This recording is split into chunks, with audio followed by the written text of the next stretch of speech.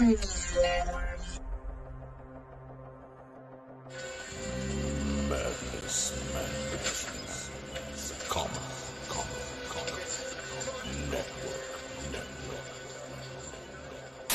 everybody, it's me, Pops Van Zant from the Madness Comic Network, and I want you to have a heads up and look out for our sign-up page for the Roku campaign on Kickstarter. We're going to be trying to get the funding to get the Roku channel set up for people like that guy, the guy who's recording this, can get his show up there on Roku and start getting monetization today. So check us out, sign up, be ready. Peace.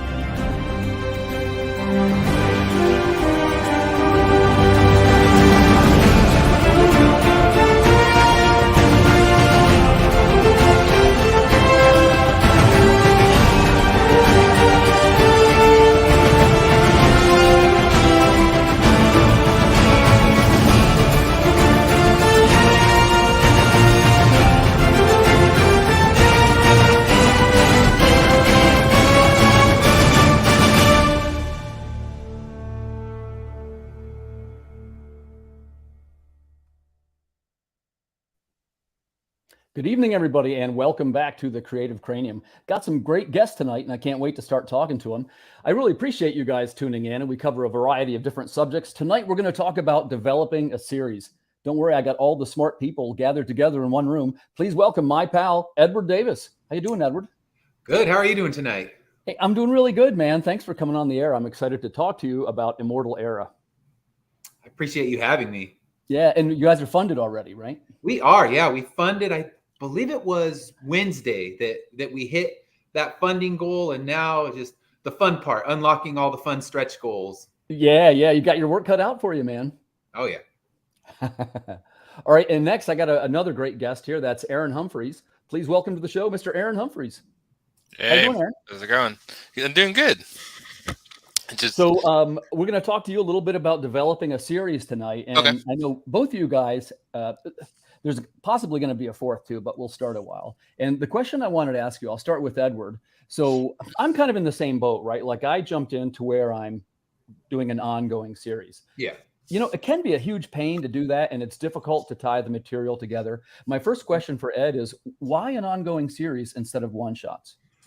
When I first started the series, I didn't start it with any actual thought of making a comic book series.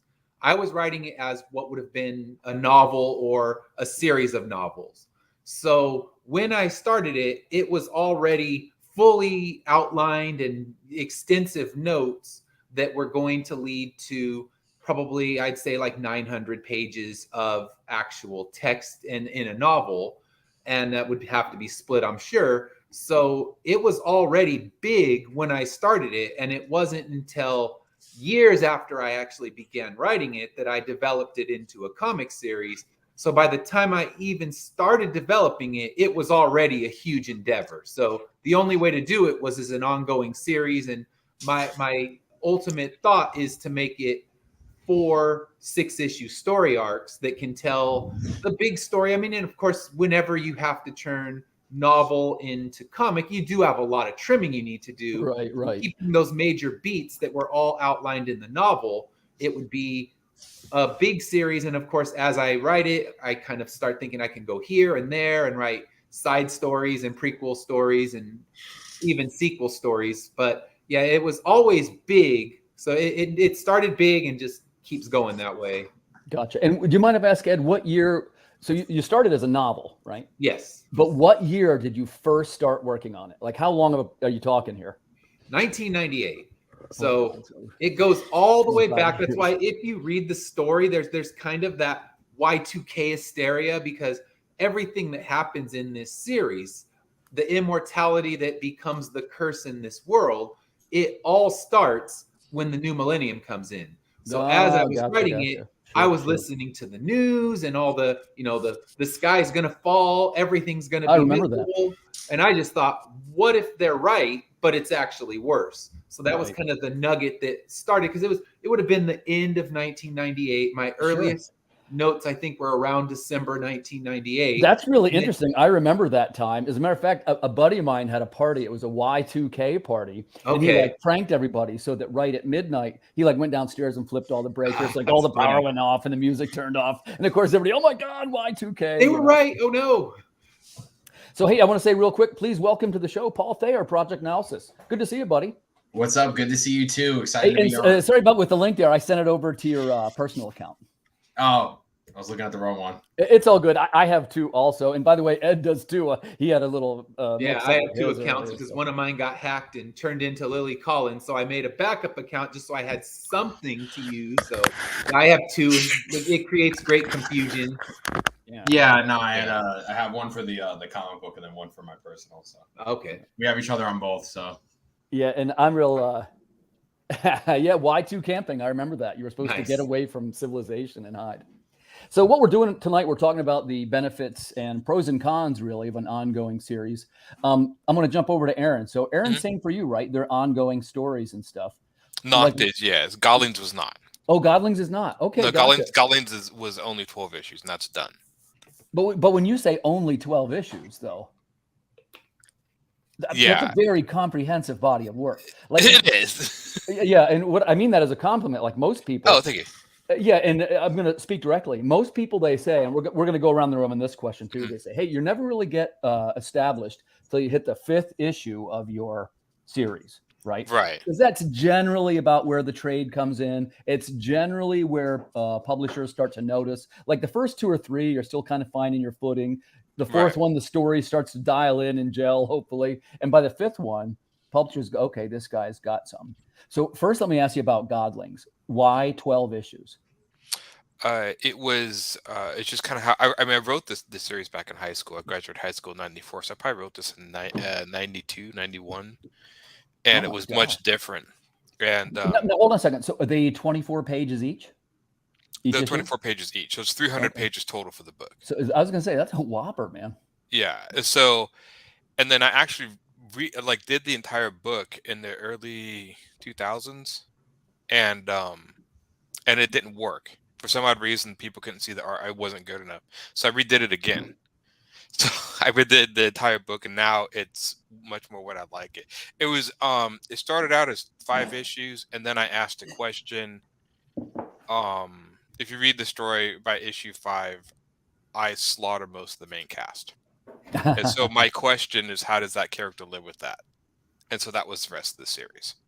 Okay. So yeah, I asked that question. Well, let's clarify something between the two. So there's Noctum. That's the new one, right? Noct, yeah. Noct, it's just short for Nocturnal. Yeah. Nocturnal, gotcha. So there's Noct and there's Godlings. Right. 2 separate things. The Noct. Okay, now here's my question. So you said that then Noct is going to be ongoing. Like there's not an end date in sight of that? No, but each issue is a complete story. So I'm not numbering them. Gotcha. Yeah.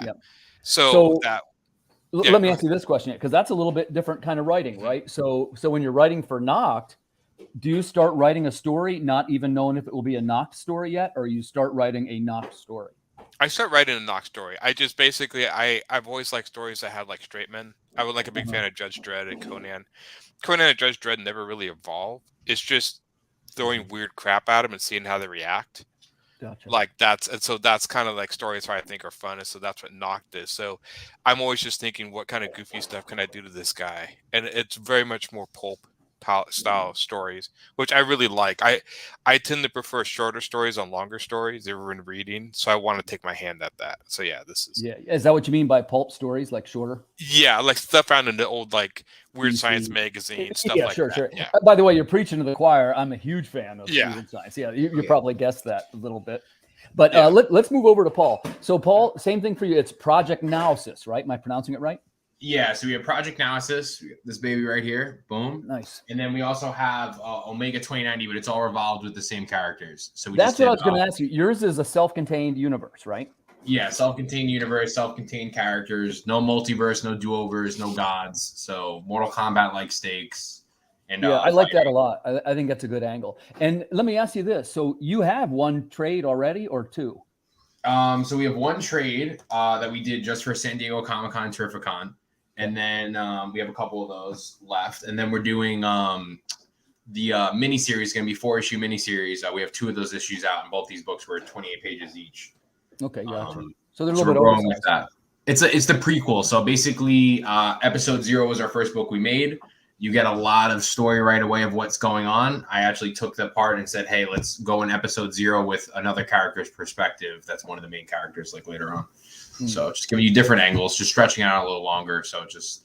And how many in your trade? And first of all, do you say trade paperback or graphic novel? We're going to talk about trade paperback. Okay. And before I go to the next question, because we're all going to answer this about the difference between trade paperback and graphic novel. And there are a couple, but I want to get everybody's opinion. But to first ask Paul, what about when you were making the trade? First of all, how many pages is it?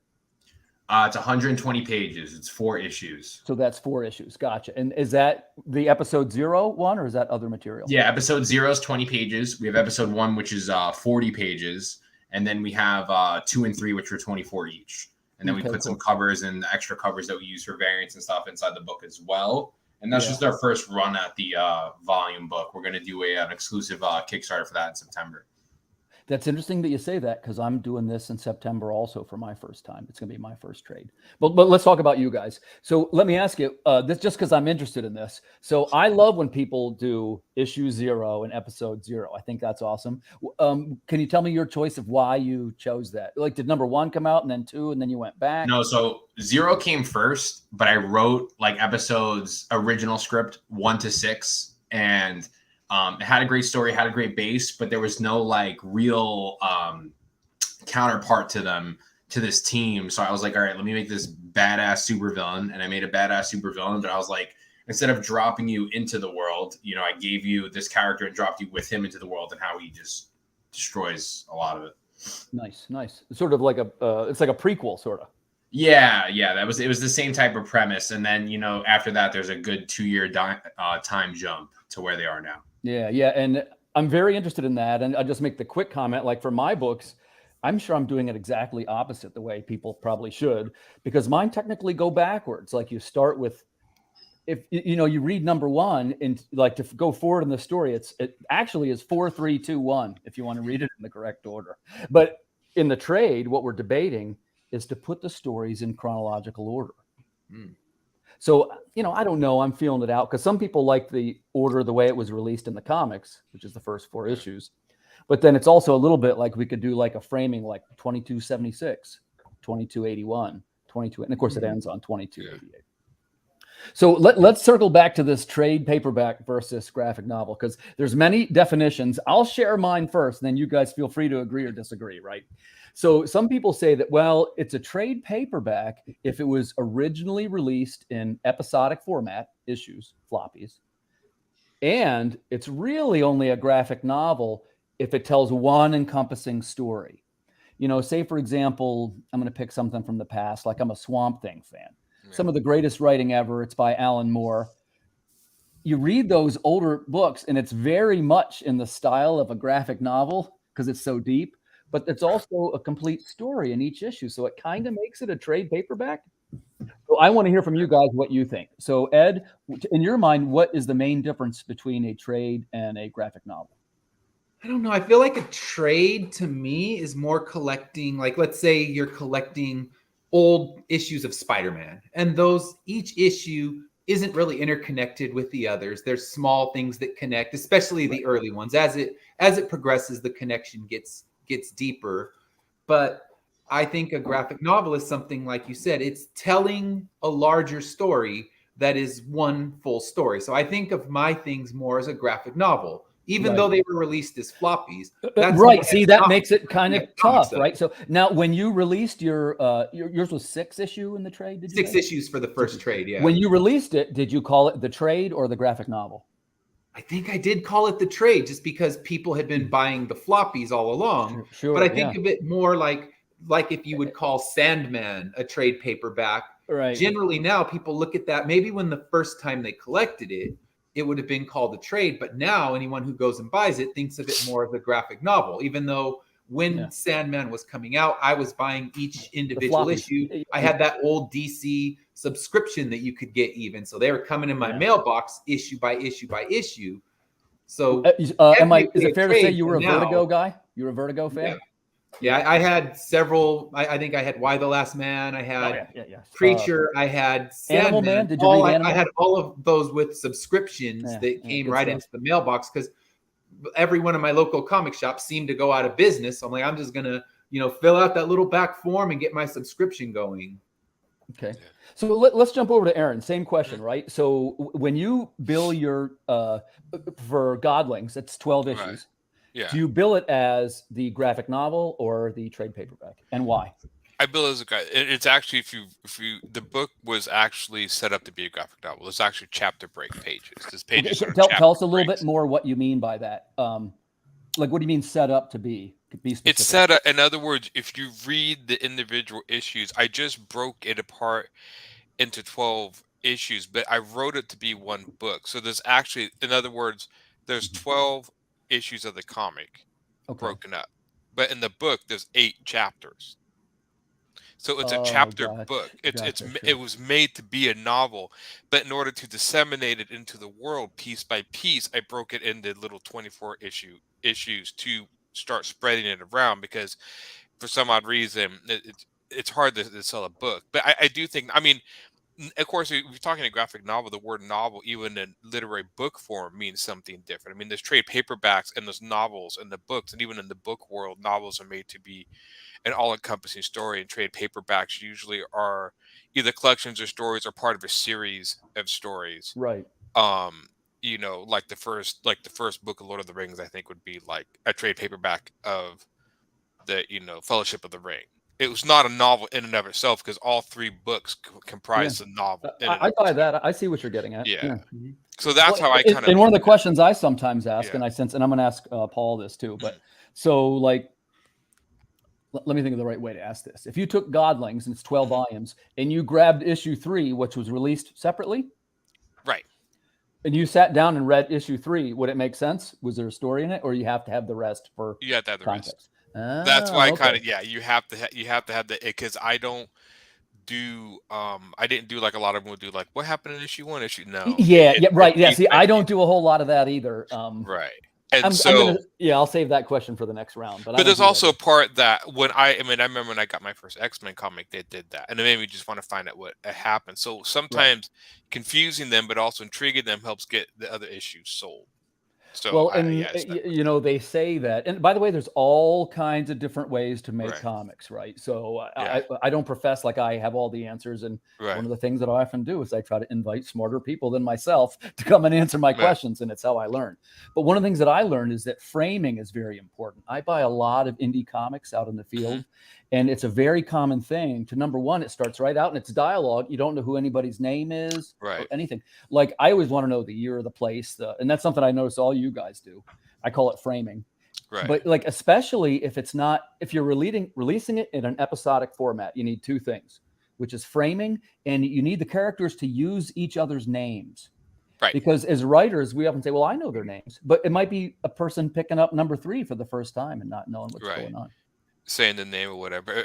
Frame is important. I mean, I think one of the big, even in the comics, one of the big downfalls, a lot of people don't do introductory scenes. They jump right into the story. I was watching a video, and they were talking about the original Blade movies, Wesley Snipes.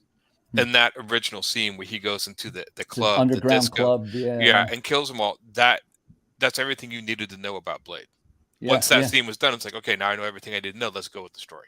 Yeah, awesome character, by the way. Right. I think some indie comics, I read this a lot, and I pick it at indie comics. I see it more with them than others. Is they just start writing these stories, and the story like I'm supposed to care about these characters, but I have no idea. In fact, I just read a comic. Well, this was by Boom Studios, and I read a comic where they did this little scene, and then they had this whole like 3-text thing explaining the history of this land, about how this king, this person with the king's son, and overthrow the. I quit reading halfway through because this is like, what is all this crap? Why are you telling me this? You should be showing me this. Like, yeah, it's like it's a visual medium. We work in a visual medium. Right. It's like if you have this much backstory, you should have started here and started where you're starting now. Or and I'll save this one thing I like to say, or you should have been writing a novel. Yeah. Like the shortcoming that writers have, and I'm a writer, right? I'm not an artist. We all think that a lot of our words on the page look so great, when the truth is, to really sell your story, you want to get away with as economical of words on the page as you can. And I think that's something that writers forget, including myself. Yeah. So let's jump over to Paul. Paul, how about you? So in your trades, the first thing is, do you mind if I ask, what is the price point of your trade paperback? Is it okay if I ask that? Yeah, so for the Comic-Cons, we did a little thing different because they're exclusive. We only did 110 copies for the both prints. One had an exclusive sticker on it, and then one had a just regular. They're just sold on my website, and they're just sold for the Comic-Cons. I was selling those for $50 a piece. Oh, nice. When I do the Kickstarter, they're going to be $30, and we're going to have 2 different covers. Right now, confirmed, we have Corey Hampshire doing one of the covers who did my full episode 0. Yeah, and I like that one, by the way. Yeah, we're gonna do a homage cover to Giant Size X-Men. So cool. It's gonna be super cool. Once you if you read the book, you'll see why. Because heroes gone, new heroes come. So it's it different fits type your of universe. Feel. So building out that way. When I did the volume, so first when I make a book, even if I have like right now I have 20 scripts in advance of what's gonna happen, I always read the previous issues to know that I'm going in the right direction or if it's flowing the right way. You could pick up episode 2. I've handed out episode 2 to people. I've handed out episode 3 to people as their first read. Because I try to give you that basis, and that was a problem I always had, was like, I could pick up Batman, I'm like, where am I? Or I pick up Batman, I'm like, this is the same as Batman 80 issues ago. Why is this different than before? So I try to make it like, you do have some sort of background. Like there might be a little thing, like every Omega has a little intro in the beginning, but it's the same intro for every book. Like it's just like, this is the basis, this is where we are, and then you're there. And then it'll give you, you get an intro, a beginning, middle, and end. Of course, since they're floppies, I do end them a certain way to make you want more. What do you mean, like a cliffhanger? A somewhat cliffhanger, because there is a beginning, middle, and end in mostly all my stories. Like there's an objective, and now there's going to be a new objective. This happened, so this happened. This happened, so this happened. Okay. But with the volume, I went back and Pete, my letterer, me and him were talking about it, and we just decided like the last page, like why not, like instead of having the cliffhanger type ending, I added words to it. So now the trade paperback is actually a little different than the original books, because now the last page now has lingo that goes right into the next book. Like if you just turn the next page, it's the next book. Sure. Versus and that. Like, how about for your billing of it? How do you sell it as trade paperback or as a graphic novel? How do you describe it to customers? Trade paperback, because my opinion, graphic novel, and then I just scrambled my brain right now thinking about it. Because I'm looking at the Sandman next to me right now, and the Dark Knight Returns. I'm like, I see that in my head kind of as a graphic novel, but it's just because, like, you said it's like so far ahead of when that came out. Right. Yeah. But yeah, I see it as like, if I did a graphic novel, it'll be 64 pages, 80 pages of one story, beginning, middle, and end, and that's it, So, and if it does tie into something else, it could, but that would be its own story with its own people. I did one graphic novel, and of course, that's why I wanted to, of course, ask you guys, because there's many ways to look at this, and in a way, and this is true of all of us in this room, in a way, we are all involved in trade paperbacks because it's episodic. But in another way, we're all involved in graphic novels because it's a connected universe, and that's one of the criteria. So when I did the Chronicles, which they were, hand painted looking, and it has a kind of artsy look, I did market that as graphic novel, even though it's technically 3 short stories. But it's a very connected kind of material, right? The world, like when you read through the stories, they often reference each other. There's a lot of breadcrumbs and stuff. But the new one, which is coming out in September, which is the collected of the first 4 volumes of Water Wars, is going to be a trade paperback, because This is very much short stories. Like some of them are 8 pages, as Aaron knows. Some of them are, there's one that's 40 pages. It's like not any really rhyme or reason to it, but they're all very connected. Like the overarching world, some of the people know each other. Like some of the things that happened in chapter 3 explains what happened in chapter 1, stuff like that. So you'd kind of get that graphic novel vibe. It's definitely more interconnected than some stories. We lean on the lore pretty heavy. By the way, I think yours does that too, Paul, which I think you do that in a good way. What, with the lore? Yeah, and the guy, I like how it's all connected together. We met for the first time. Everything has to carry on to something. Like if I do include something, and that's a lot of people what they have when people go from writer to writer. It's like they say something really cool, and you're like, oh, that kind of interests me, and then it's like 80 issues away from that ever occurring again from that same writer that might pick it up or someone that cared. So that's what's like, I feel like it's hard for some readers to dive into. And when I'm doing conventions, a lot of people do ask, like, do I have to read everything to like know everything? And usually if you can hook them on one book, you'll get the rest anyways. That's one of the things that I wanted to do with the 4 of us, because that is a question that all of us are going to get asked at conventions. And I'll circle back around to Ed. So, hey, you got a customer that comes up to the table. Hey, this looks pretty good, man. I love sci-fi. And maybe they don't have enough for a trade. What issue would you recommend to them?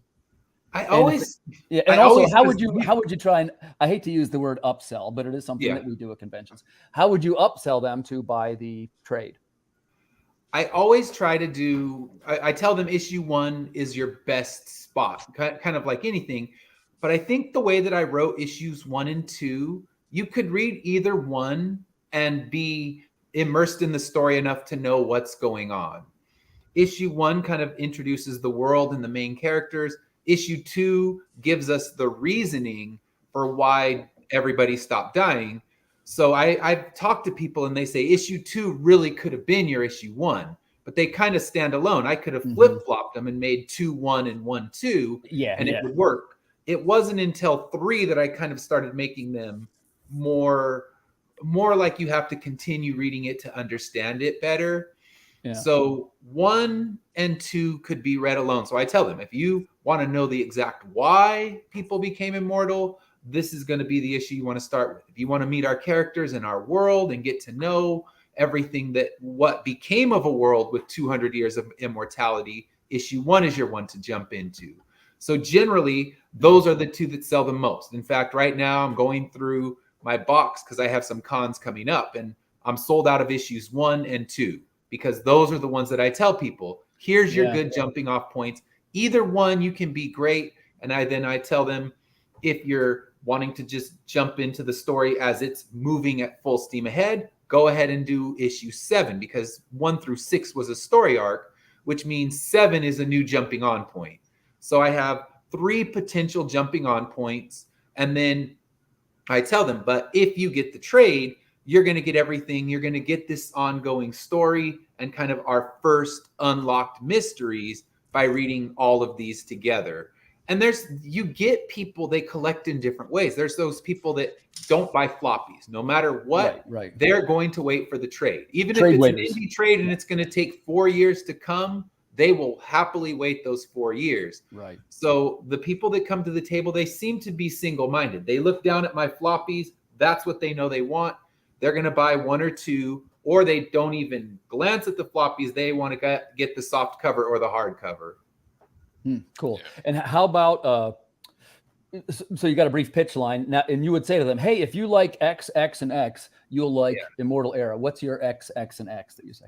Oh, wow. I don't really compare, but I say, okay, if you're a fan of fantasy, if you're a fan of horror, this book's for you. I said, if you're squeamish about blood, this is not the book you want to look at. Right. So it's tricky because I don't like to play the comparison game. I just say, if people start asking, what were your influences? I said I was hugely influenced by Neil Gaiman. So that's where you'll catch those fantasy elements. I was hugely influenced by Garth Ennis. That's where you're going to catch some of the kind of over-the-top violence and some, it's not really humorous, but it can give you a chuckle here and there. Yeah. So it's one of those things where the deeper you talk, I try to make my pitch quick because I tell them, I know you got a lot on your mind. I have a 30-second elevator pitch.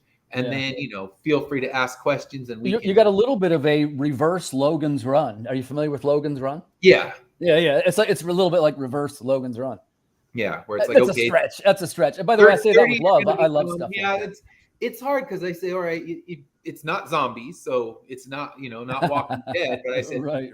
It's the walking living. Everyone's alive and you're going to see grotesque people that are hundreds of years old, and they would be kind of the zombie looking people.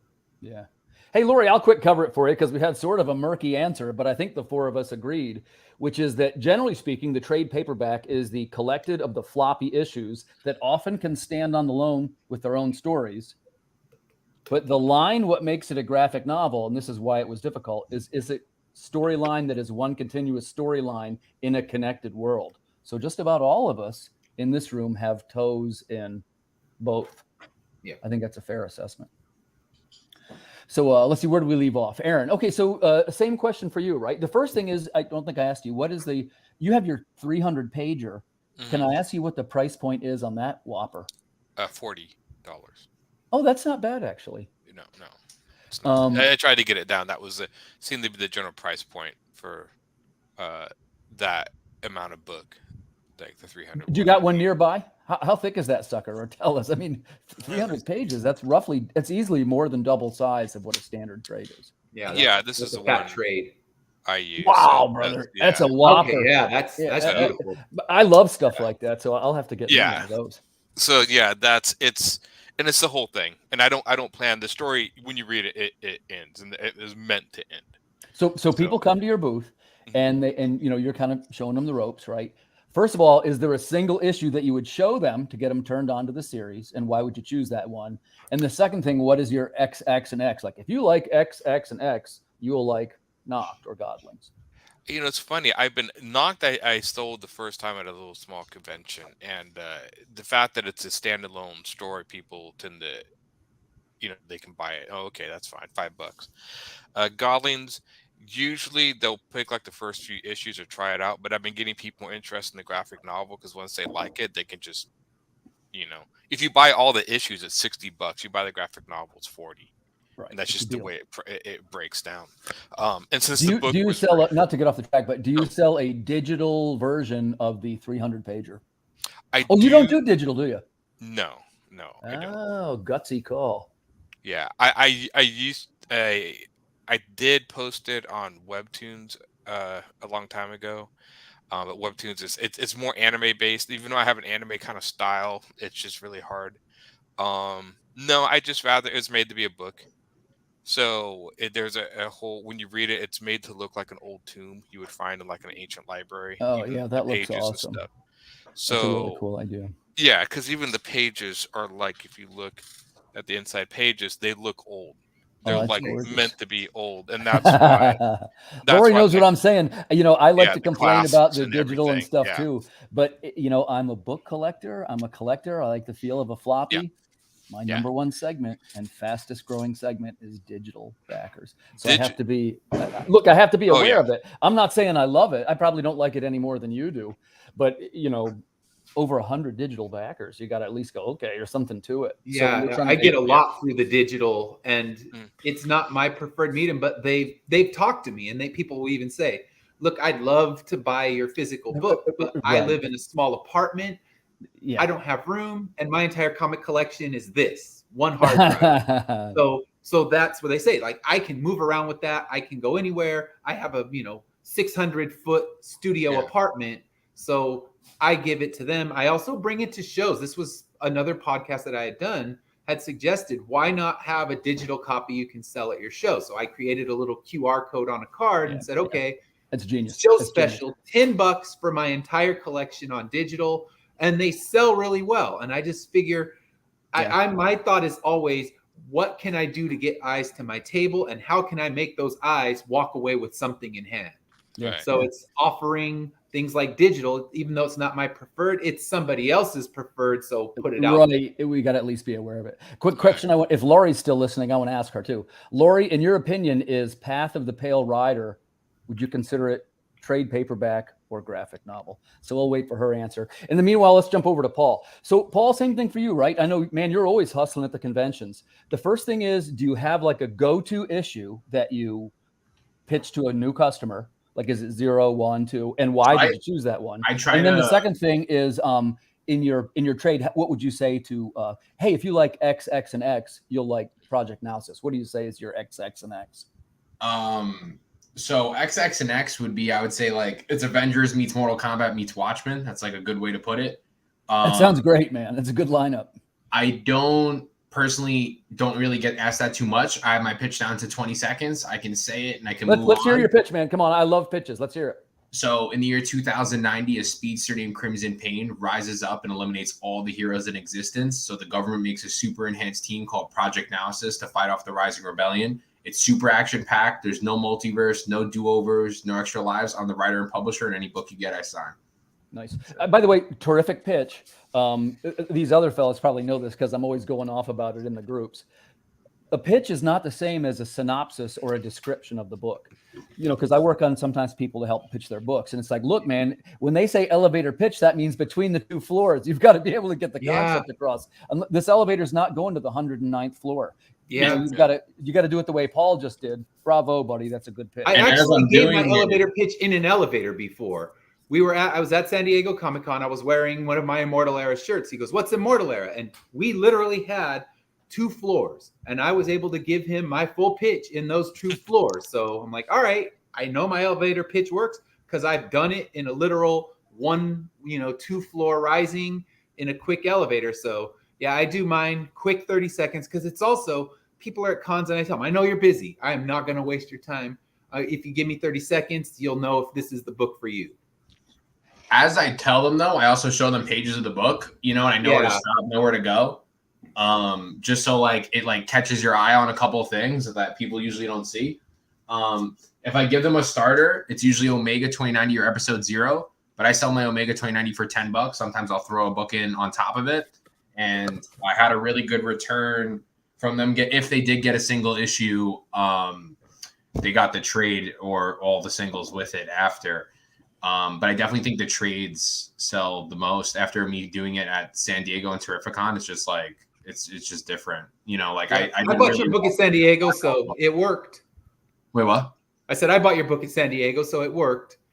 Hell yeah! Because I go into San Diego's my one con that I actually take off and go as just someone, go with my pro badge and just enjoy it, or else every con becomes work. And I go into small press and I'm like, if you are gonna, because too many people in small press are sitting on their phones, they're looking down, they're not trying. So I'm like, if you try, I'm gonna buy your book. So if I walk up and you engage me, I'm dropping my money. And I usually did I give you that same pitch? You did. It was pretty close to that. And I have your book sitting in my office right now. So. Which one do you have? I think I bought the San Diego, the exclusive trade. Awesome, love that. Yeah, they're super cool. I appreciate that a lot, and I try to make that because like that was part of the reason because like I do sales. That's my job. Like that's my regular thing I do. I run a bunch of gyms, and when I went to New York Comic Con 2019, not one person tried selling me, and I thought it was the weirdest thing ever. Mm-hmm. And the one person that did that I was talking to forever, and he wasn't big at the time, was Tyler Kirkman, and we were talking and just bullshitting. And I just bought all the stuff, and then one other guy at one other convention said, "Hey, we'll do a drawing for you for $100. And he's like pushing me hard. And I was like, dude, I got you. Like, let's do it. Like, let's do it right now. Like, no, told him no one came up to me and asked me like for, like, do you want to look at this? You want to look at this? These guys think they're very entitled. Like even like, or, you're just on your phone. Like people get trapped into that TikTok, like, it's, they're so disengaged from the people walking the floor. And that's why I am a carnival barker. I am like, hey, how's it going? Good morning. Well, how are you doing today? You got 30 seconds? You want to hear about my book? I mean, I am standing there. I am holding court, and I'm going to at least get your attention. So you're not going to walk by easily. And I had a few people like, hey, I don't need your book, but I love what you're doing. You have energy. You're engaging. I love it when people get stuck, like a cosplayer. People want to take a picture, and now my row is just packed. I'm like, hey, we're not going anywhere right now. Anyway, want to hear about a comic book? I said, I will pitch you as fast as it takes for this row to clear. And I have 3 different size pitches. I got my 2-second pitch. I said, I can pitch you in 2 seconds. I can pitch you in 30. Or if you want time and you really want to go deep, I can give you the 1-minute one. And I've had people come like, I've heard your 30-second pitch because you keep pitching it. I keep overhearing it. I want the longer one. Let's go deeper into your book. But yeah, I'm constantly working. I do not touch my phone unless I'm running a square. I'm like that. My phone is going to have a nice fat battery when it's done because I'm not here to go on my phone. I can do that at home. You got a really good point, and Paul does too, about the sales. I got a sales background myself. Maybe you sort of noticed it in the way that I speak. People have mentioned it to me before. But the truth is, when you go to a convention, there's something my boss used to say to me, which is that most people in sales and presentational skills are not any better than a 2 out of 10. So if you want to come out ahead of the other guy, practice enough to where you can be a 3 out of 10. And it sounds like a really low bar, but Paul's right and Ed's right. People are not... Boy, I got to be careful how I say this, because a lot of times creative personalities, they tend to be more on the introverted side.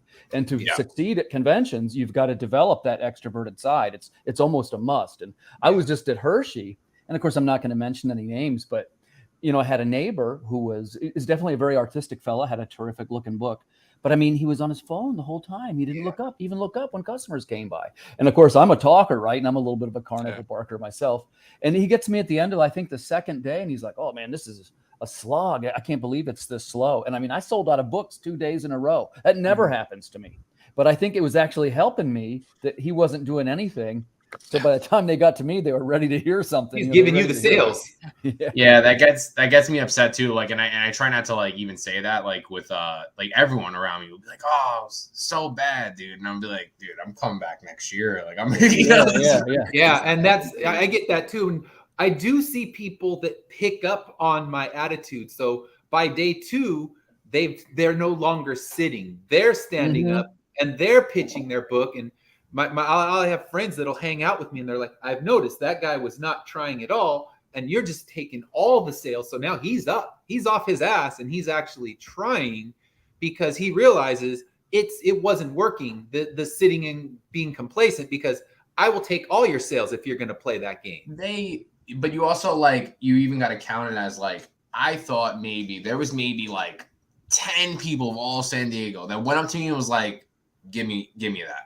Like, just give me that. Like, without me talking. Otherwise, no one would have ever came up to me. Yeah, no one's going to stop. They're hoping that I don't stop them. They're moving. They have a pathway. They're going to X or Y. You aren't on their radar. You have to put yourself on their radar because no one's seeking out Immortal Era. I got some of my regulars that hit up certain cons and they come right to my table, look and see, okay, you have anything new? I don't own that book. I need that one. And off they go. But in general, I'm not what they're there for. Right. I have to make myself what they're there for. Most people are there because they want to get a selfie taken with a Hobbit or from a wrestler. Or yeah, they're not looking at, let's look at that indie comic I've never heard of. That's what I need in my life. So Terrificon is a pretty good convention. You guys should definitely do that. Yeah, that one's on my list. So Aaron, how about you? So what's your convention presence like and what's your sales like? Oh, I don't know. I pretty much just generally talk to people. I stand and look at people and I talk to them. I try to be courteous. What I'm really getting at is, so you're an artist too, which there are others of us who are not. So do you do sketches? Do you do any kind of interactive thing? You don't? No, I don't. I don't sketch at cons. I don't do commissions. Why not? Can I ask?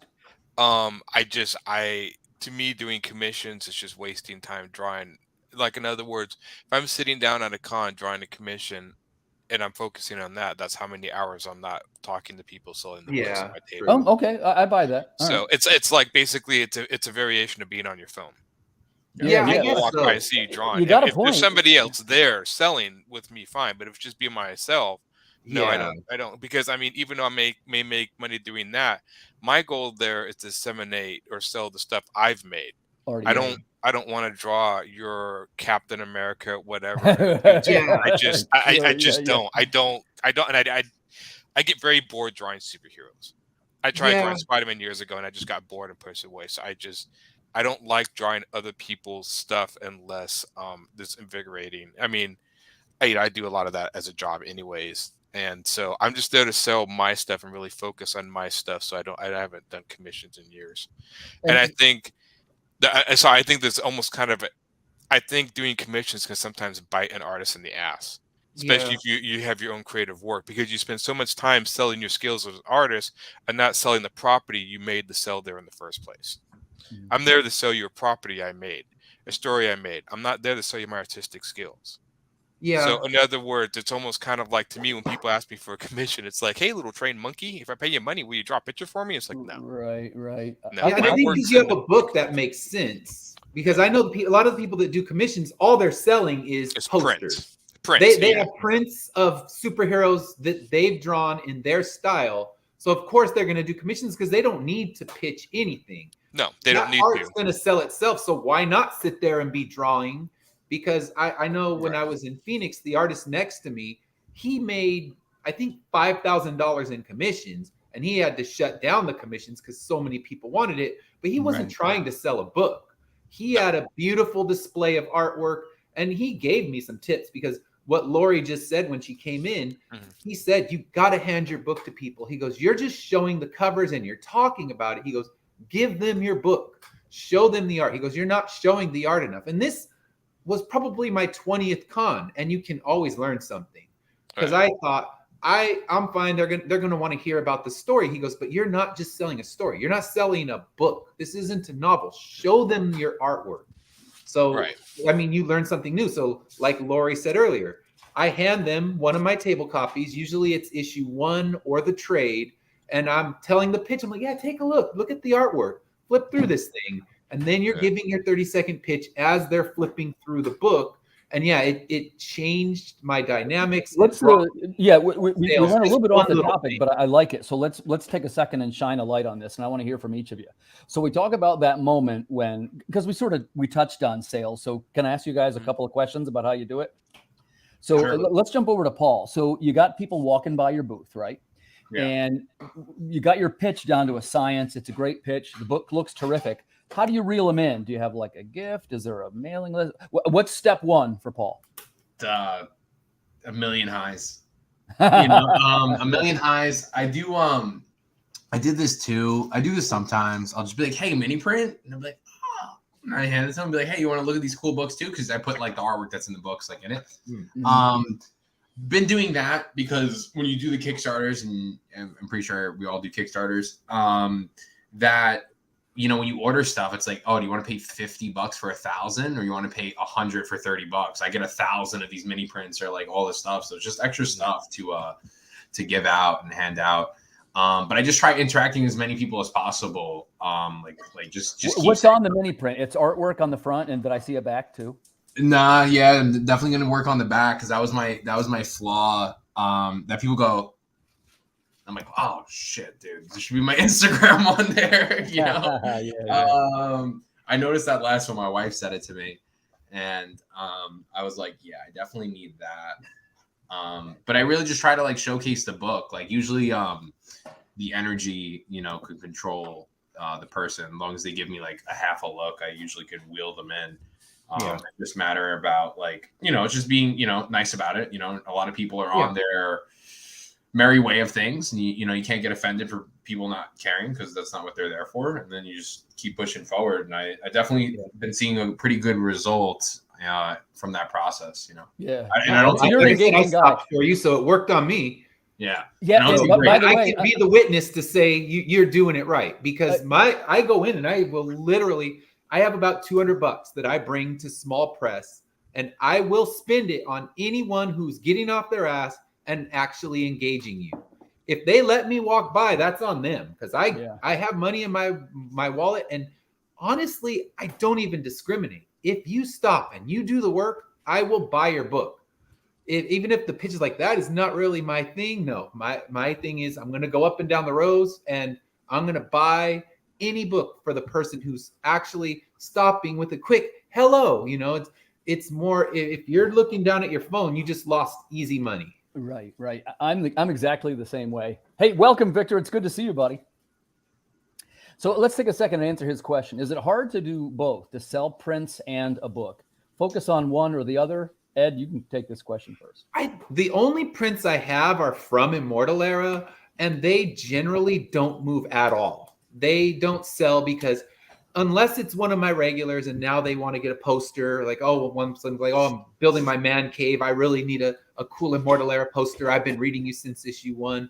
So I have them. They're just kind of maybe brings eyes to the table, but I focus on books alone because I didn't get my artist to do anything like, oh, write me or do me a Spider-Man or whatever that might get more people to buy, because my focus is purely selling my book. Yeah. Let's do a quick call to action because your Kickstarter's live right now. That's Immortal Era 1 to 8, already funded. So you know for sure this book's coming out. I got to give a personal recommendation on this one. It's a great story, Ed. I recommend our viewers go and check that one out. Nice job with your series. So let's move over to Aaron. Same question for you, right? So the first thing is, do you focus on prints at all at cons, or is he just trying to move the book? I did some fan prints when I first started out. I'm just selling out of those, and I did fan prints of like a lot of Predator and Alien, which I like, some Star Wars. I don't do superhero. I did Wonder Woman. That's it.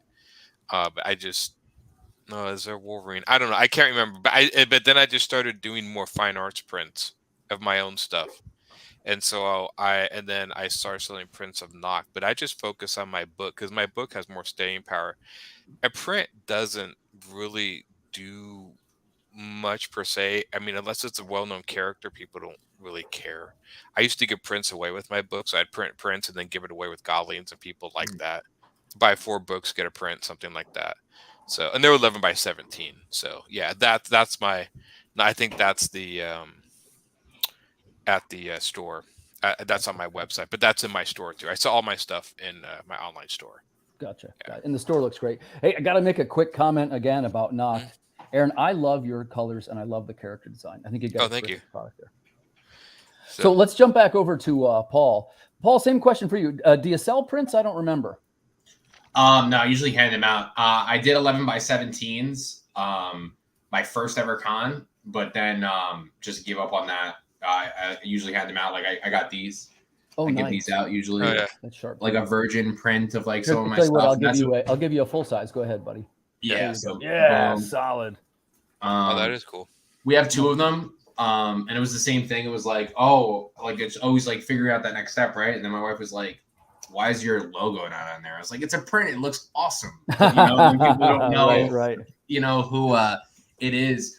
I would love to, once I have like more space and I can get bigger lot area, that I could have my characters in like awesome fight stances and stuff. But yeah, I'm just pushing that book because I really took a lot of time. That's also what sells. Like, you can sell all you want, but if the book doesn't look good, no one's gonna buy it. True. Speaking of which, let's answer Paul's question there. Paul, what do you think? He says, how many copies of a book should someone bring to sell at a con? In your case, what do you recommend, Paul? I'm a little excessive.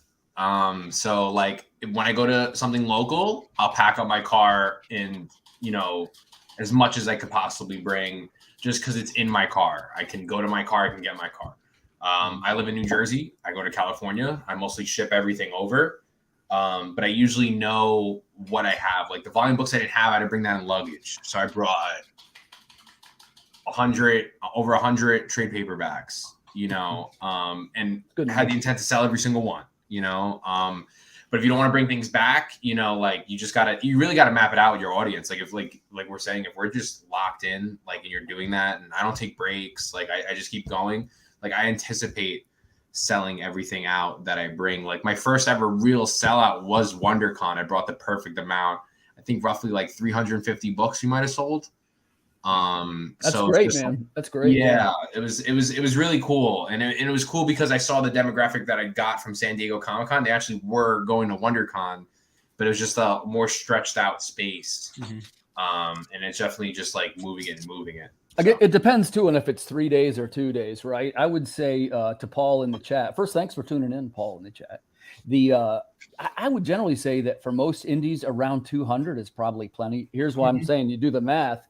If you figure, let's say 2 days, right? So that's 100 a day. Well, you're selling 10 an hour, which you always have roughly 3, 4, 5 minutes interaction with a customer. So if you sell every single customer, you're going to wrap out close to 200 unless you're either A, got somebody helping you, which I actually do now because of this, or B, where you got some kind of an event and it's a line and you can click it faster. But this is one man's opinion, right? And we're going to go around and ask the other guys too. And actually, I'd love to hear what Paul thought about this. I often don't try to sell the book.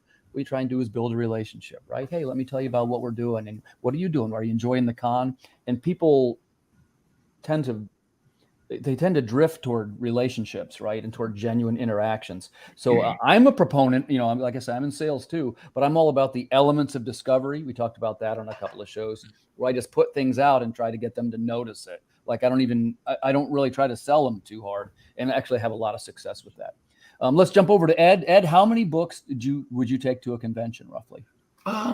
In general now, especially because I have 7 floppies and 2 versions of the trade, the soft cover and the hard cover, I would bring about 100 of the soft cover trade.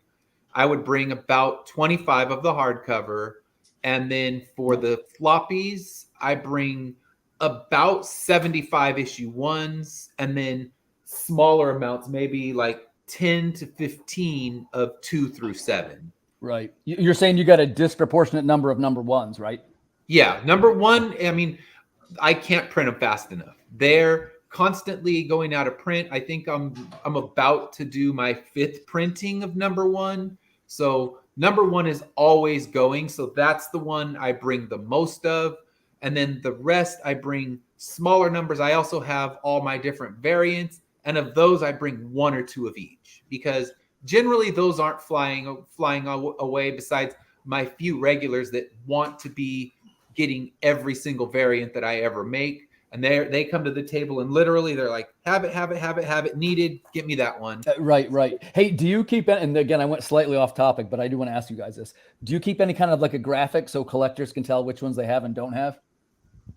I do. I have a picture that I've taken. Yeah. I have one graded copy of every single issue that's come out, every standard, every variant. And if they go, I don't know if I have everything, I can say, all right, well, I'm going to scroll through this. That's one. That's the variant. That's the LA Comic Con variant. That is the Rocket Con variant. That's the foil variant. I said, that's it for issue 1. Do you have all those? Yep. Okay. So I said, you're good with issue 1. Let's check out 2. So they can go through and I can show them what every single a complete collection would look like. And a few of them are like, oh, I need that one. Sorry, that one's sold out. I can't help you with that one. So I do have in my phone a picture of every single issue and its variants so that they can say, all right, I'm 99% complete, but 100% will never exist, because a lot of them I only print 25 and then retire that particular cover. So actually, I'll show you this real quick. You might dig it. We have like a little checklist. Nice. Yeah. And what it does, you can like glance at it and somebody be like, well, I don't have that one. And it's also a 2-page spread in the back of the book. Nice. Yeah. And it's every book, including ones that I didn't publish, but which came out from other publishers and stuff. Okay. And are all of those available, or are some of those sold out? Well, I have never done before where I said, well, there's going to be 50 copies and 50 copies only. Yeah. I did it this time with the black and white issue. So I guess I will put a cap on it. Like I never got to a level where I sold so many that I thought somebody would be mad if I kept the print run going. But I guess I'm going to have to make that decision.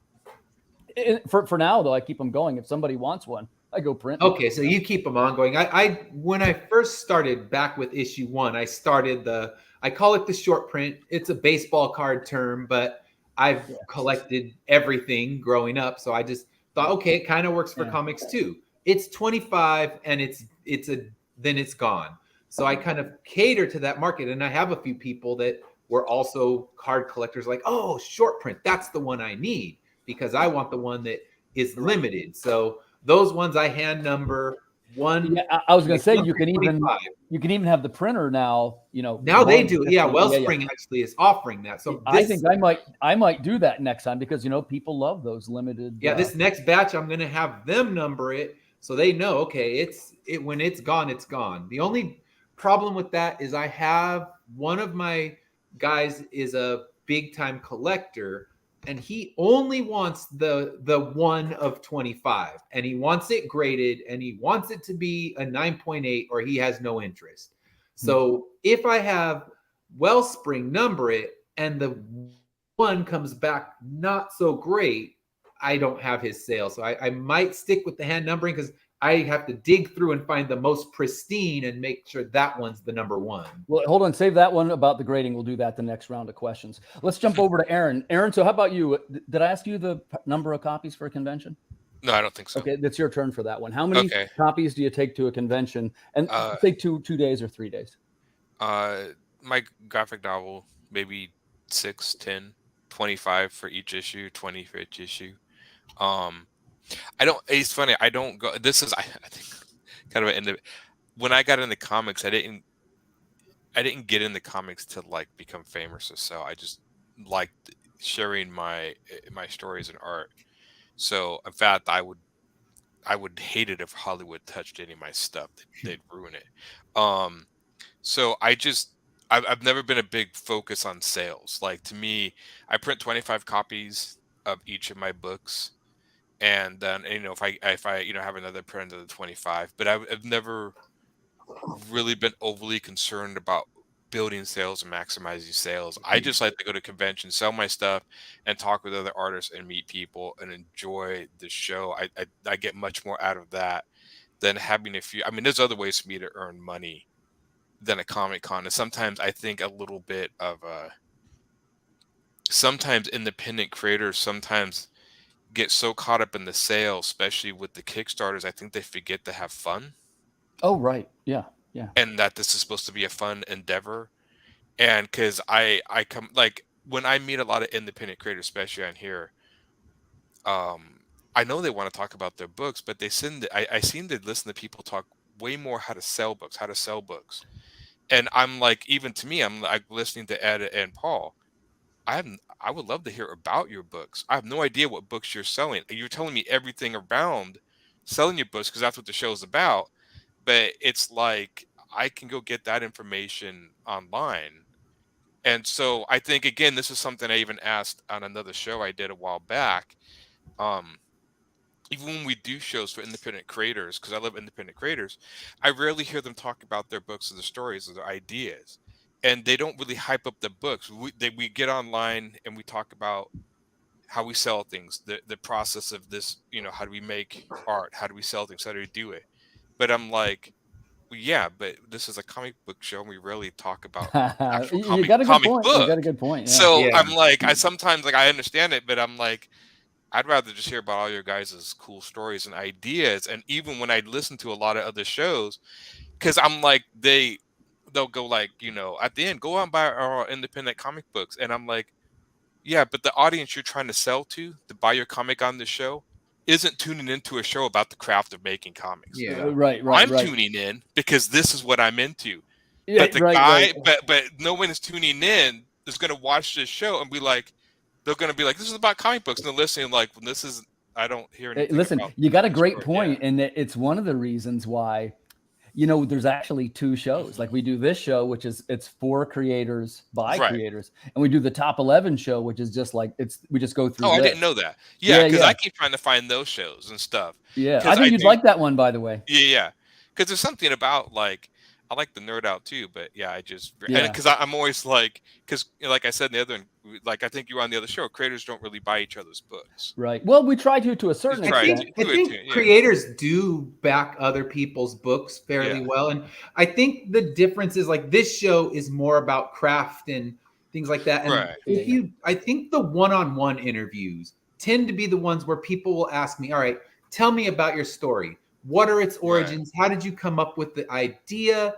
What are you doing with the idea? And the smaller kind of one-on-one interviews that I've done are where people really want to dig deep into the story. Yeah, that's why I like those interviews. Well, and by the way, I enjoy because I love talking my book, and I could take 2 hours just talking about my book, where it came from, how I decided to turn it into a comic book instead of a novel.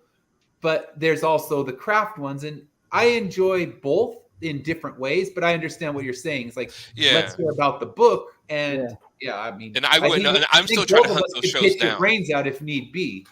Oh yeah, You've yeah. got a great point though. Let's take some time because, like I say, our topics can be kind of loose. We're really here. Yeah. It's really a thinly veiled thing. Where at the end we're going to ask everybody to buy them anyway. So I guess let's jump back to Paul. Like Paul, the first thing is, how did you get your idea for your book, and how long have you been making it? So yeah, back to I kind of briefed on it a little bit. I was when I went to the convention, I was like, I wanted to know more. I stepped away from a while because like my last big thing I did was like I got the new 52 books. I was into that. I loved it. And then when I saw that it was like digressing and like they were going to change everything, I was like, what's going on? Like, why are they doing this to me? You know? That's why I'm really liking a lot of self-contained stories. I feel like that gets me going, and I like the continuity. So I wanted a story that you can't redo anything. Like, if I kill someone, they're never coming back ever. And I make that like the main thing. Like, they're never coming back. There's no Zeus that's gonna come back. There's no Jesus. Nobody's coming to save these guys. Like, this is war, and it's like like the first Omega book is really a soldier mission. So like when I'm trying to sell someone a book, I know if I put them there, it's grounded. Like, my original idea is the last book.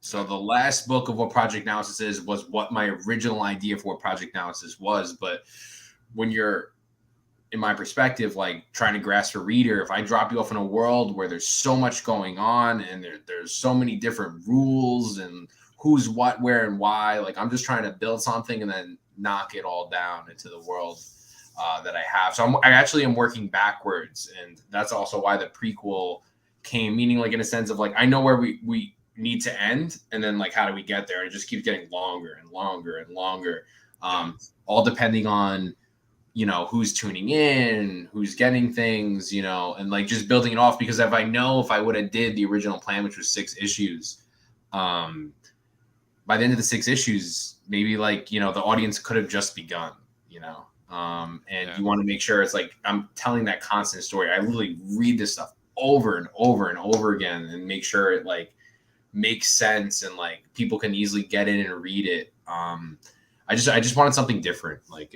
I love Mortal Kombat. Like I think it's like the craziest thing ever when you finally beat your opponent and you just like, just take them out. And I think that's what a lot of these books are missing. And people love Invincible and like stuff like that. And sure. I didn't even know Invincible honestly until the TV show. So like that was like me, you know? So like, and I just wanted something that can like get people in the comics. Like when I sell someone that tells me they don't collect comics anymore or like any of that stuff, and I can get them back in and they can try something new. Like that's what I'm trying to say. Like you're never going to restart this. We're just going to keep making characters. If I have an idea that's a multiverse, it's going to be something totally different that has nothing to do with this set of characters.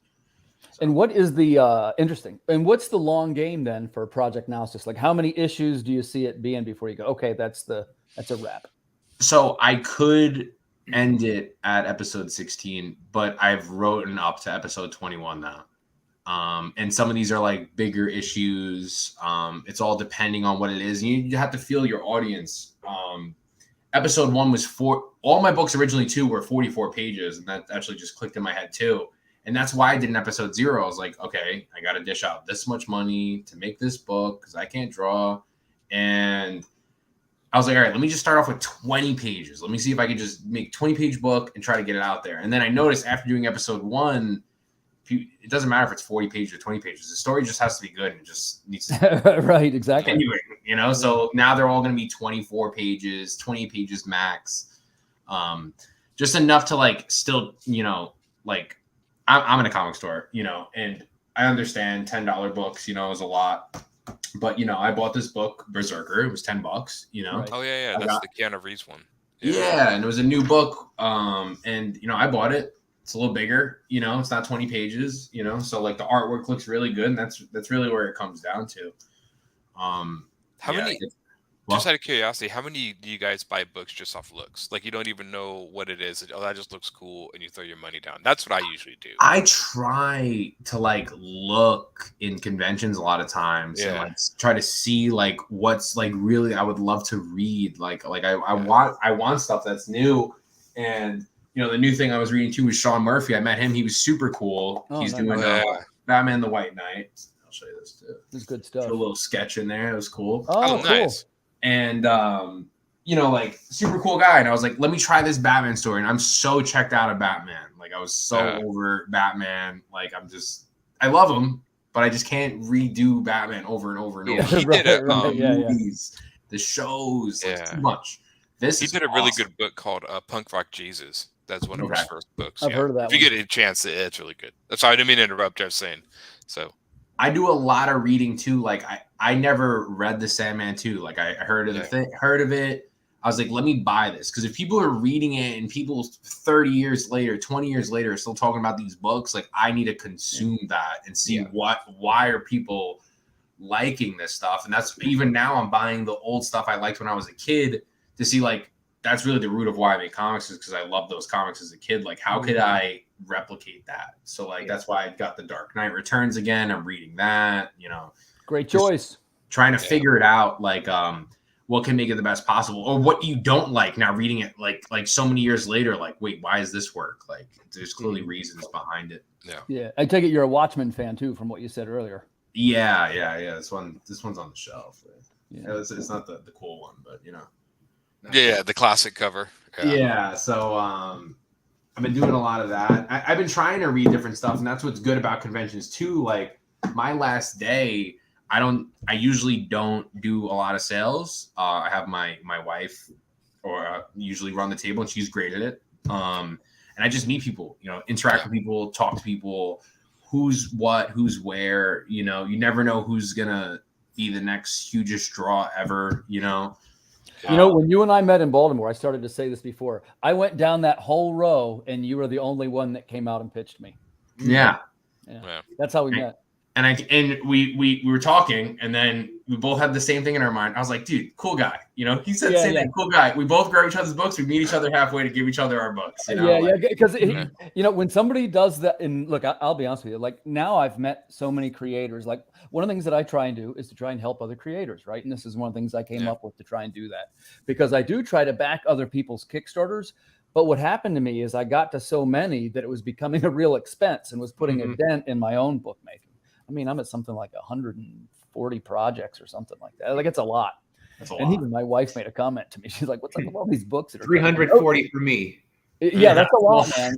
That's a lot. And, you know, I'm a super backer and everything, but I'm like, okay, I got to find out some other helpful way.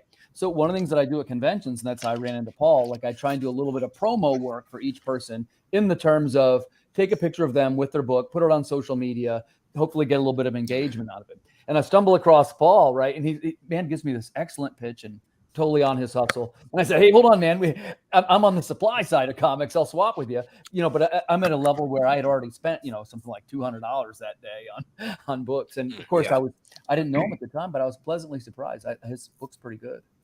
Yeah, you know, and it is about the networking too. And it comes from the both aspects of like knowing your stuff, knowing your place. And like, you know, like I wish I could walk around San Diego all 5 days, get stuff. Like I got all the Transformer exclusives. I got like 3 each, and I saw they're worth like triple. I'm just keeping them right now. Cool. Yeah. And I always grab something, like it's from someone. Like if I can't find something I honestly enjoy, an artist alley or small press, I do.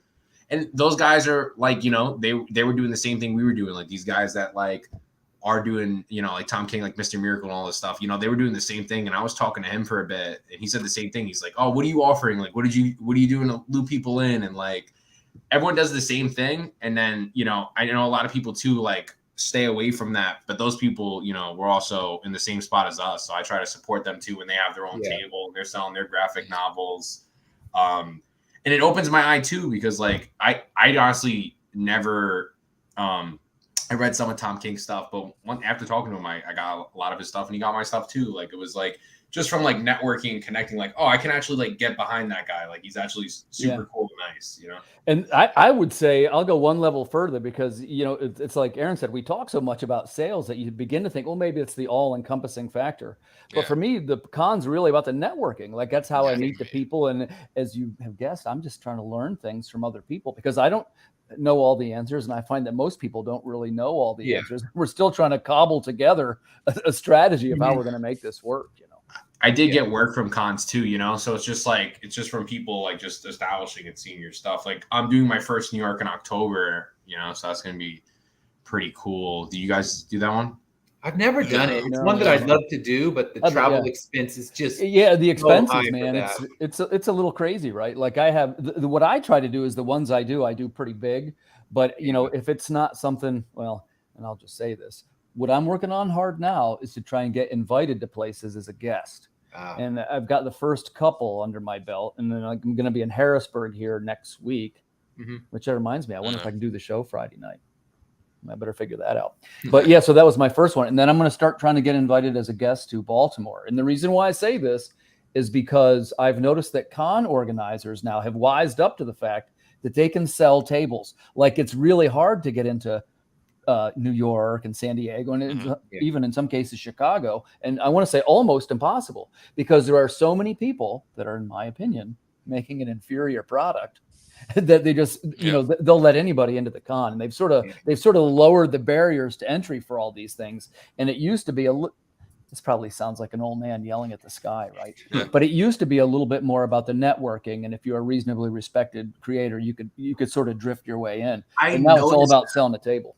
At the last San Diego, like I saw some stuff and I was like, what is this stuff? And I don't know, Ed, if you did this with San Diego, but well, at least that was for me last year. They were like, send in your book, like show us a published copy of something from this year. They did that with me, and I was instantly in right after because I was assuming like I saw like people were selling like knickknacks and shit, and I was like, yo, they're probably just accepting these people, and then when they walk the floor, they're like, wait, this is not what we should be pushing. Yeah, you have small press, and you have someone selling jewelry. You know, I see that stuff earrings in small press and nice earrings. No beef with that, but that's not small press.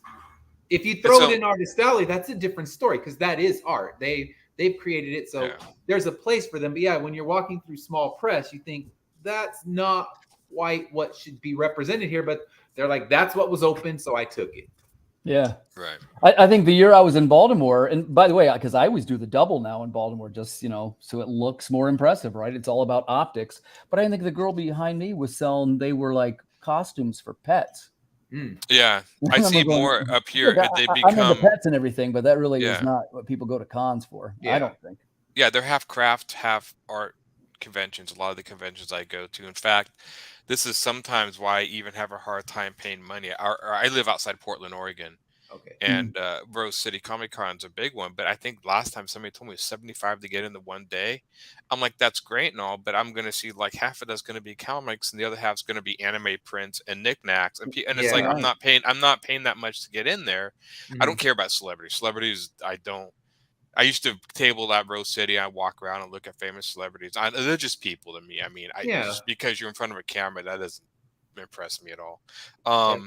I'll try to sell to a celebrity. I'm like, if somebody many of the celebrities if they walk near my table, I will give them my normal pitch. And I mean, I generally don't sell to them, but I'm looking at them like I'm not starstruck. They're just another potential person who might want to read my series, and that's what I'm always looking for. Like, hey, are you a reader? Are you interested in my book? And if you're near my table and you're a celebrity, I've had the handlers of the celebrities just giving me the dirtiest look, like, how dare you pitch to this guy? But like you said, in the end, they're just a person, and they may want to read a new comic book series. And who is that handler to stop them? A lot of them are fans, and they'll walk around and do stuff. Yeah, and I've actually sold to a few of the celebrities, and it always feels good. And I think it's because I don't get starstruck. I'm like, hey, how's it going? Like comic books want to hear about a new series you've never heard of. Let me give you a quick 30-second elevator pitch. And I watch those handlers like, no, get going. We're supposed to be on this side of the hall. And the guy's like, just a minute. So you have the celebrity telling the handler, back off. And then when it's finally done, you get the death glare from the handler. But I'm like, hey, he just bought my book, so it's okay. Yeah. Well, guys, we are almost to our time. So before we get to the end here, let's get some eyes on these projects and we'll talk about our books. We'll start out here with Immortal Era. Ed, this book's terrific. I've said it before. I'm a fan of it. Definitely highly recommended to the viewers. Go and check it out right now. That's on Kickstarter, Immortal Era. Ed, tell us who's going to love this book. All right, who's going to love this book? Why don't I start? I'll give you the elevator pitch, tell you what the book's about, because that's what we've determined. People want to know what they're reading. So I'll give you the same kind of pitch that I would give at a con. The people that are going to love this book are people that love post-apocalyptic fantasy, people that love horror because it is loaded with gore. It's loaded with violence. It also has an epic fantasy quest. So the basic premise of the story is it's a post-apocalyptic world 200 years in the future where everyone has mysteriously become immortal. But with immortality, they haven't gained powers or abilities. They can still age, still get sick. One of the main characters in the story is a decapitated head who's forced to live on. And this is where I show That's you pretty cool, a picture of my decapitated head character in the comic. So there's a group of heroes. They live underground in an abandoned subway, and they're out seeking relics. The reason they're seeking relics is because they want to discover exactly why people became immortal, because for them, the ultimate goal is to restore the natural life cycle, because they realize that the only way to save humanity is by killing them. Interesting.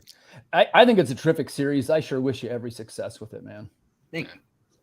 So we've been talking to Aaron for a little bit now, and I got to say, I love the way he does his colors. I love these character designs. Tell us, Aaron, who is going to love Noct?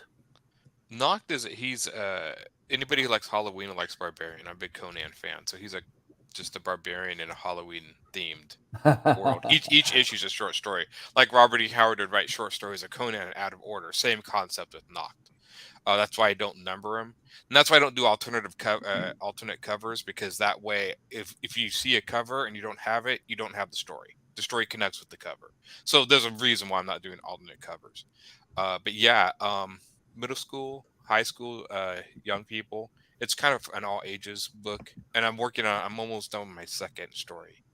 So yeah, there's humor in it too. So, but yeah, and I don't know if you can scroll down. There's I can. I think there's more stuff. That's the cover, and then the interior. I really kind of make sure that the interior work looks like the cover. Yeah, it's really this is great. Doesn't that look great, man? This is one of my big beefs with indie comics in general, just the comics in general, is I see covers and I look at the inside and I'm like, no crap. I wish people would put as much effort in the interior than they do in the covers. Yeah, because I think I feel like they phone in the artwork, especially the ones you sell all the boobies and then you look inside and it's like, okay, this looks like crap. Not all of them, but some do. So I love that panel right there. Yeah, that's a 2-page spread in the book. So yeah, nice. And it's a Gauntlet reference. So anybody who plays the old Gauntlet video game will get that reference.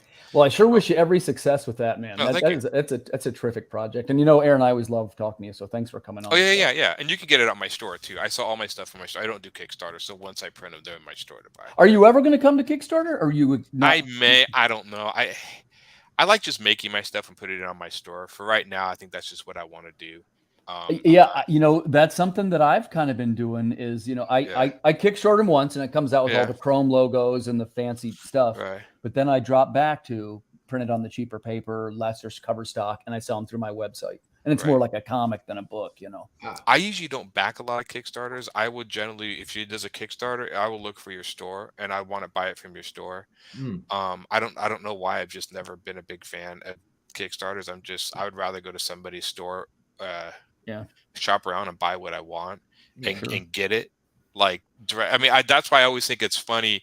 I still hear people say like, Kickstarter's direct to customer, and I'm like, your online store is direct to customer too. Except the difference about the online store is you don't have to wait a month or a few months to get it. Yeah, you hope it's a book month. shipped tomorrow if you buy one right now. And not even pay back it and hope you get it, because I mean, you order my stuff. Because the project could fail, and now you have to wait because they're going to relaunch it, and you have to hope that the second time is the charm for them. So yeah, I understand that philosophy, and I think one of the shows that I've done through all the promotion of this particular Kickstarter, one of the people said, "I'm just going to go to your store right now because I want that trade." And yeah, he ordered the trade. I mailed it the next day, so the trade was already delivered in his hand, and everybody else has to wait till it closes. Even though it's funded, they still have to wait until they, it's actually printed and in hand. But if you just want the trade, you can have that thing in 2 or 3 days. Right. And I think there's something, I know there's, I don't talk to many people Kickstarter. I know there's idea of supporting the creator, whatever. But I really want people to buy my comic because they want my comic, not because they're throwing me a dime because then, the starving artists, sometimes the Kickstarter, and this is just my own personal opinion, the way I feel. Sometimes even when I know I'm trying to raise money, I kind of feel like a guy with a cup in his hand asking for change. I've said the Beggars Cup analogy so many times. Like, all right, I'm here with the Beggars Cup. Let's see what we got, you guys, please. Right. And I'd rather them just buy my book because they want my book and not because I've actually had friends that won't buy my book. And they say, well, if there's a Kickstarter, I'll be back yet. And I'm like, you could buy my stuff. Yeah, now. I got you right now. I'm not rolling his. It's like, I can tell you, it's like a train. I always said that I'd never do it either. And here we're getting ready to launch number 7. Once you get on the train, it's hard to get back off. I may eventually get on and try it out, but right now I'm just having fun. Just I only have, and this is one man's opinion. Like I say, this is why I always ask everybody, because it's how I learn and grow. But I've got a couple of small publishing deals, and I do much better with my own Kickstarters than I do through any fairly large publisher. Yeah. Like not by a little either, by a lot. Like it's much better for me. But in my case, I don't keep any of the money. I put it all back into the next book anyway. Yeah, so same for me. Keep it. Yeah, it doesn't matter. I don't keep a penny of what I make. I have a box. That box is only funds for the comic book, and it keeps it going. Because right now, all of the artwork for issue 8 is done, because obviously that's the one that's on Kickstarter now. Issue 9, all of the artwork's done. This Kickstarter is going to pay to get issue 9 colored. Yeah. All of issue 10's pencils and inks are done. So hopefully when I launch my new series next month, that pays to get issue 10 colored and lettered. And then issue 1, I've paid for the first half of the artwork to come in. So every Kickstarter is just kind of paying for the next steps that I need done. And as long as they're moving the way they are, they're just paying to keep the train moving. Get it, brother. That's exactly what I do too. That's the new way. That's the way to be a self-publisher. Mm-hmm. So let's jump over here. The closing statement's going to go to Paul with project analysis. I mentioned before, I think this one looks terrific. I love the colors. I think the teams look really cool. I like the no do-overs concept. Paul, tell us again, who is going to love this project? It's for readers that are tired of the multiverse. They want some real stakes and some awesome action. Every single cover A is the interior artist as well. So that's interior artwork that you see. That's our previous Kickstarter. That was all the single issues. You can get all those on our store at projectanalysis.com. We do have a pre-launch for our next Kickstarter. I know we dropped in the comments just before. That's going to be our trade with 2 different covers. That's not on our website. So they're going to be specific just for the Kickstarter. And of course, we'll print more for conventions and stuff because they're going to be super awesome. And I can't wait to put them out. But yeah, definitely if you're tired of, if you go to scroll down a little bit, let's see if we can, I think I have some interior pages I might have so people could see what I'm talking about this super crazy action. Oh yeah, this looks great, man. Yeah. He's ripping through them. That's that's the intro page. That's page 1 right there. And like I said, you're diving right into the action because 2 and 3 are more connected. You see 2 of my characters face off, and as he's shooting the energy at this character that could heal, of course, you can't heal like Wolverine. You could scroll down a little more. I think I have it. I hope I have it on the next one. Yeah, his flesh is off. He's fighting. Yeah, good stuff. Yeah. It's high stakes, and Samuel, who does episode 2 and 3 and the Omega 2090s with us, he's unbelievable, and he really gets it. Like what we're doing. All my artists I've ever worked with have been super amazing and super helpful, and they contribute a lot. And but I definitely think each book has those stakes. And a lot of these guys, after they did project analysis, excluding Corey, who's already an established name, like Julian Shaw just did his first Spider-Man. He did 11 issues in episode 1 with us. Kyle is doing a lot of board game stuff for G.I. Joe now and Star Wars and stuff. So, they're getting bigger now, which is awesome. And, I love how they're killing it. Nice. But yeah, that's us, man. It's super crazy, awesome powers. If you want to see things at the highest stakes possible, that's where you want to go. Volume 1 is a complete story, beginning, middle, and end. And there's the rise of my characters, and then volume 2 is going to be more establishing the story and what's going on further. Hey, I love it, man. I love the no do-overs. And Paul, I wish you every success with it, man. Thank you. In fact, the closing statement, I guess, will be me. We got about 2 minutes left. First off, I want to say to you guys in this room, thanks for coming on and sharing your knowledge. It really means a lot to me. And man, apes together strong, you know, anything we can do to help level up and to try and help promote each other. I'm all for it. So if anybody has any more ideas, of course, as always, I'm all ears. For the viewers, I got to give my personal recommendation to these projects that you saw. And if you're seeing this on Facebook Live, I will have the comments underneath in the comments. So please go check them out. This is 3 of the top creators in the industry today. And the projects are, you know, Image, DC, Marvel level quality. So there'll be no disappointment if you back any of these projects. So other than that, I just want to say this is an episode of the Creative Cranium. Episode 33, by the way. That's hard to believe. But thanks for tuning in, and we will see you guys next week. Good night, everybody. Good night.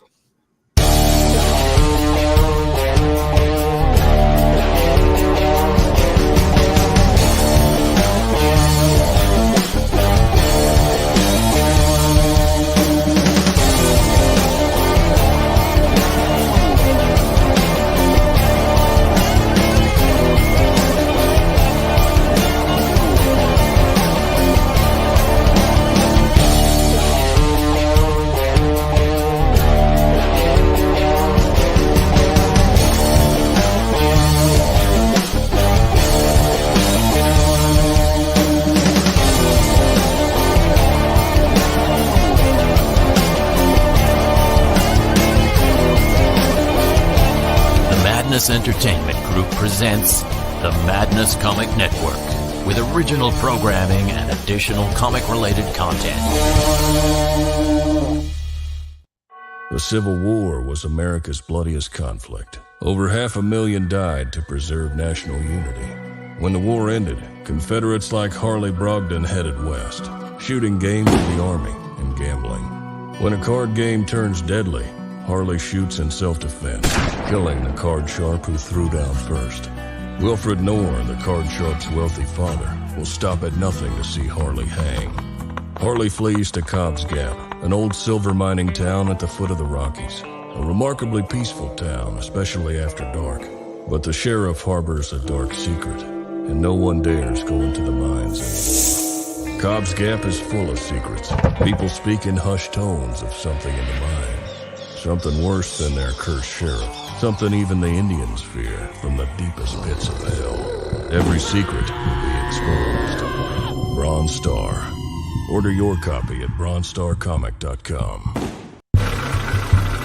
Nothing unusual about a 4 a.m. call to a back alley in downtown Kenton.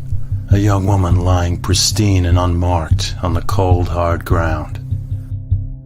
I get to work quickly, but there's not much to go on here.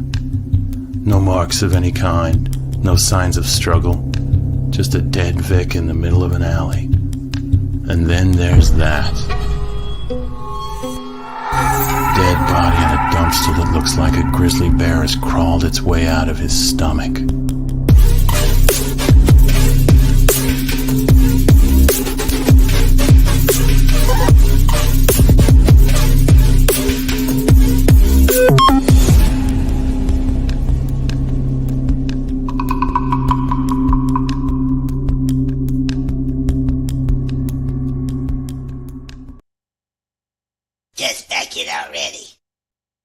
Comic Books for Kids provides comic books to kids in hospitals and cancer centers across the U.S. It's a place where we can all work together to make sure every child has a comic book. 100% of all proceeds go towards the kids. It's about making a difference, and while they're in the hospital, allowing them to fly like a superhero, battle dragons, or rescue teddy bears. We are in every state in the country and now support over 160 hospitals. Every month, we add more. Visit cb4k.org.